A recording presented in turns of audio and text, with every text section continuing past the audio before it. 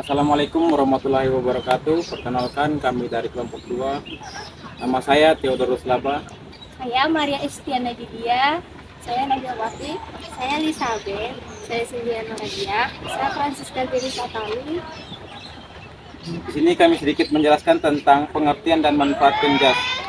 Pendidikan jasmani disingkat penjas adalah mata pelajaran untuk melatih kemampuan psikomotorik yang mulai diajarkan secara formal di sekolah dasar hingga sekolah menengah atas.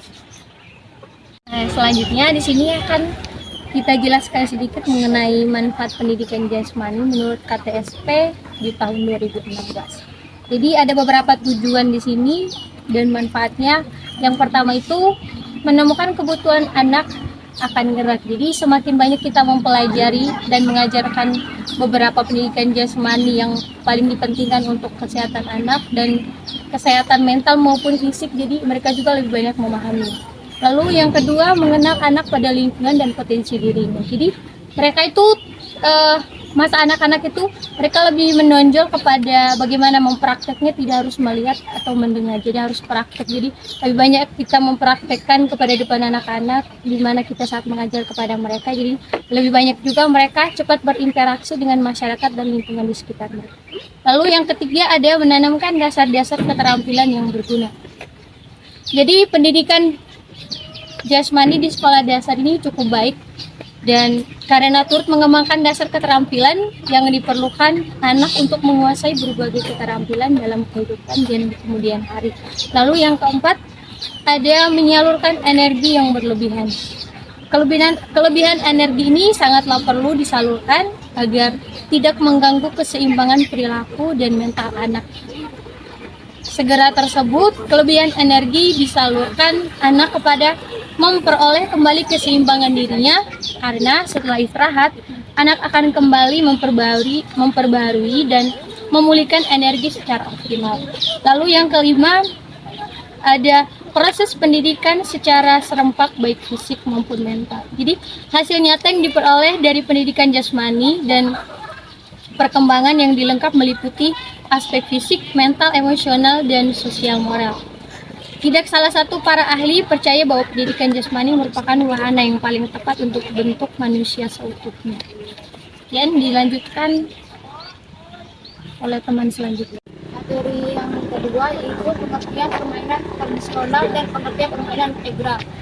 Permainan tradisional adalah permainan yang berasal dari budaya masyarakat setempat dan turun-temurun dimainkan oleh anak-anak. Permainan tradisional secara hakikatnya memberi rasa bahagia dan puas kepada siapapun yang memainkannya. Permainan ini bersifat universal dan umum, sehingga permainan tersebut tidak hanya muncul di satu daerah, melainkan di daerah lain pula. Hal ini membuktikan bahwa bukan hanya daerah tersebut yang dapat memainkannya, tetapi setiap permainan tradisional dapat juga dimainkan oleh anak-anak di daerah lain. Karena pada umumnya, setiap daerah memiliki cara yang unik dan khas dalam memainkannya. Permainan egrang merupakan salah satu permainan tradisional khas Indonesia yang juga digolongkan sebagai bagian dari olahraga tradisional. Permainan egrang ini berasal dari Jawa Barat dan dimainkan oleh anak-anak laki-laki maupun perempuan. Egrang merupakan permainan tradisional dengan memanfaatkan dua pasang tongkat bambu panjang yang diberi tempat pijakan kaki. Permainan egrang dapat melatih keseimbangan dan pengendalian diri. Selain itu, dapat menjadi hiburan untuk anak-anak maupun dewasa. Meskipun permainan egrang termasuk olahraga tradisional, namun egrang masih belum bisa diperlombakan sebagai salah satu cabang olahraga dalam skala nasional ataupun internasional, melainkan hanya dapat diperlombakan sebagai olahraga permainan untuk bersenang-senang di daerah tertentu. Banyak orang menilai bahwa egrang ini bisa dijadikan salah satu olahraga tradisional Indonesia. Namun sayangnya sekarang hanya di daerah-daerah terpencil saja yang masih membudayakan permainan atau olahraga egrang ini. Bahkan bisa dikatakan sudah sulit untuk menemukan olahraga tradisional ini. Bahkan ada beberapa seniman mengatakan bahwa permainan tradisional ini sudah hampir punah. Selanjutnya akan dibacakan oleh Cynthia. Saya di sini akan melanjutkan materinya. Di sini saya akan menjelaskan cara membuat ukuran dan cara memainkan egrang serta manfaat permainan enggrang.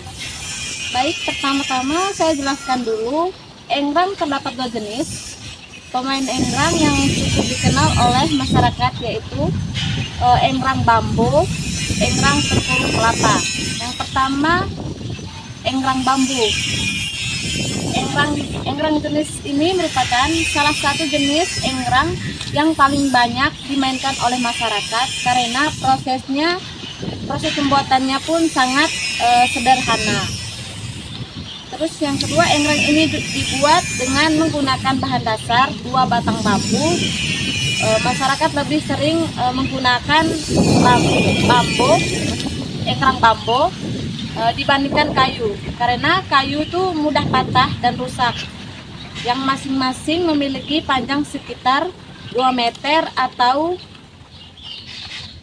umumnya melebihi tinggi permainan yang kemudian 50 cm dari alas bambu dijadikan sebagai pijakan kaki.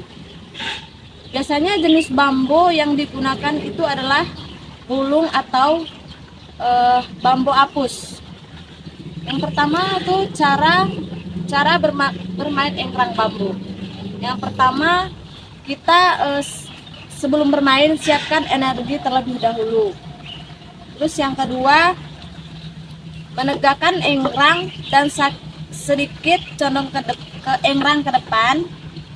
Yang ketiga, mempersiapkan enggrang dengan tidak sejajar, di mana salah satu kaki enggrang berada di depan dan satu berada di belakang.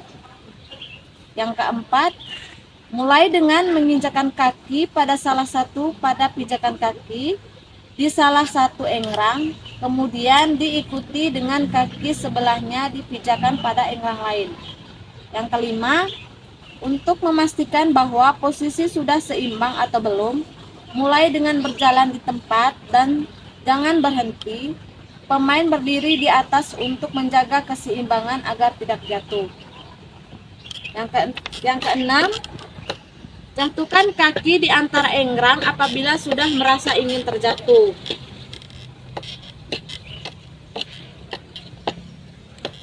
Jatuhkan kaki di antara enggrang apabila sudah merasa ingin terjatuh ya. Yang ketujuh, pemain yang bisa sampai ke garis finish pertama kali tanpa jatuh akan menjadi pemenang. Yang kedelapan, usahakan untuk pemain di tempat luas seperti lapangan atau halaman. Selanjutnya dilanjutkan oleh dia.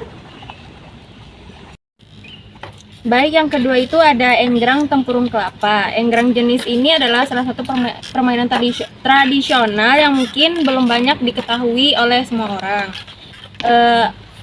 Dan belum diketahui asal muasalnya. Permainan ini terbuat dari 2 buah tempurung kelapa yang disatukan dengan 2 tali. Tapi mohon maaf ya guys, di sini kami tidak membuat media permainannya karena tidak ada tempurungnya. Mohon maaf sekali ya. Kemudian permainan ini dimainkan dengan cara berlomba menggunakan enggrang tempurung dimulai dari garis awal sampai garis akhir. Pemenang ini ditentukan siapa yang terlebih dahulu dan tidak jatuh selama permainan. Permainan ini dapat dimainkan di mana saja dan tidak memerlukan tempat khusus. Biasanya sih dimainkan di lapangan yang cukup luas atau halaman yang berukuran 7-15 meter dan dengan lebar 3-4 meter. Cara bermain enggrang batok kelapa itu saya jelaskan di sini. Yang pertama, harus ada pemainnya ya jika memainkan permainan ini. Kemudian yang kedua, setiap pemain disediakan enggrang tempurung yang sudah dikaitkan dengan tali. Yang ketiga, tentukan garis awal serta garis akhir permainan ini. Yang keempat, apabila pemain lebih dari 10 orang, maka akan dianjurkan dibagi menjadi 2 kelompok atau 2 tim. Yang kelima, lakukan pengundian untuk melakukan perlombaan. Kemudian yang keenam, sebelum memulai permainan, para pemain sudah memegang enggrang dan berada di belakang garis start. Yang ketujuh, wasit memberi aba bersedia pada pemain agar memegang enggrang. aba-aba siap, maka kedua kaki pemain sudah harus bertumpu di atas tempurung enggrang tersebut ya guys. Kemudian wasit akan memberi aba-aba ya, yang artinya pemain sudah harus berjalan menggunakan dua enggrang dari tempurung kelapa tadi ya guys, yang diberi tali, dan berjalan menuju sampai garis finish hingga tanpa terjatuh dari enggrang tersebut. Kemudian yang ke-8, pemain jatuh dari enggrang atau menginjak garis pembatas maka dinyatakan gugur atau kalah ya guys. Permainan enggrang ini tidak memiliki jumlah batas pemain, yang artinya pemain ini mampu dimainkan baik secara individu maupun berkelompok. Biasanya tujuannya itu untuk mengisi waktu luang atau sekedar bermain santai, dan jarang ditemukan permainan ini digunakan dalam perlombaan. Berarti permainan ini buat asik-asik aja ya guys ya. Kemudian manfaat permainan enggrang ya. Permainan tradisional khususnya enggrang ini memiliki banyak manfaat yang dapat ketika kita bermain. Salah satunya adalah membantu kita untuk menjaga keseimbangan tubuh kita ya guys. Kemudian untuk melatih keseimbangan anak dalam bermain enggrang adalah cara menjaga keseimbangan menaiki dua buah bambu atau batok, di mana saat bermain maka tubuh mereka itu berusaha menyesuaikan keseimbangan tubuh mereka di atas enggrang agar tidak terjatuh dan tetap konsisten berdiri tegak saat mereka berjalan agar tidak jatuh.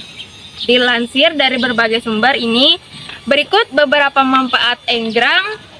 Yang pertama, dapat meningkatkan kekuatan otot tungkai, kaki, abdomen, lengan, serta tangan. Melatih keberanian dan percaya diri terhadap kemampuan tubuh ya guys. Kemudian melatih kesabaran, keuletan, dan ketekunan. Karena mempelajari permainan enggrang dibutuhkan latihan yang konsisten. Nilai keuletan dapat terlihat pada proses pembuatan tongkat enggrang, yang mana bambu harus dibuat sebaik mungkin. Kemudian yang terakhir, meningkatkan keseimbangan fisik dan meningkatkan kecerdasan kinestetik pada anak usia 6 hingga 12 tahun. Baik, selanjutnya saya akan menjelaskan perbandingan permainan enggrang dengan daerah lain seperti penamaan dan cara bermain enggrang. Enggrang khususnya di Indonesia memiliki banyak penamaan di berbagai daerah. Penamaan enggrang sendiri berasal dari bahasa Lampung, arti namanya terompah pancung yang dibuat dengan bahan bambu bulat yang panjang. Di Provinsi Sumatera Barat, enggrang disebut dengan tengka-tengka. Nama ini berasal dari kata dasar tengka yang berarti pincang. Dalam bahasa Bengkulu, tengka berarti sepatu yang terbuat dari bambu. Provinsi Bengkulu menyebut enggrang sebagai ingkau. Lalu di Provinsi Jawa Tengah, enggrang dikenal dengan nama jangkungan. Nama ini diperoleh dari nama burung dengan kaki yang panjang. Di Provinsi Jawa Barat, khususnya Pasundan, kata enggrang disebut sebagai permainan jajangkungan. Jajangkungan berasal dari kata jangkung yang berarti tinggi. Enggrang juga dikenal di Provinsi Kalimantan Selatan dengan nama batungkau. Di Sulawesi Selatan, enggrang dikenal dengan nama longga atau dongga yang terinspirasi dari cerita rakyat. Di Sulawesi Selatan, enggrang dikenal dengan nama longga atau dongga yang terinspirasi dari cerita rakyat di Sulawesi Selatan, yaitu hantu longga atau dongga. Di daerah saya sendiri di Tubar itu disebut dokar. Lalu di Kota Bangun disebut betisan. Di Malinau sendiri, enggrang disebut kaki payau. Oke, selanjutnya cara bermain enggrang di daerah lain juga memiliki variasi. Di beberapa daerah, enggrang dimainkan dengan menggunakan bambu, sedangkan di daerah lain, enggrang dibuat dengan menggunakan batok kelapa. Di daerah Jawa, enggrang dimainkan dengan menggunakan bambu atau tepung kelapa dengan kaki diikat dengan tali plastik, dan permainan dilakukan dengan salah satu kaki dalam posisi kaki yang diangkat lebih tinggi dari kaki yang satunya. persamaan permainan egrang di semua daerah. Egrang dibuat dari bambu, kayu, atau batok kelapa dengan ketinggian yang disesuaikan dengan pemain. Pemain juga harus menjaga keseimbangan dan fokus saat berjalan di atas egrang, dan permainan egrang melatih ketangkasan, keseimbangan, dan koordinasi tubuh.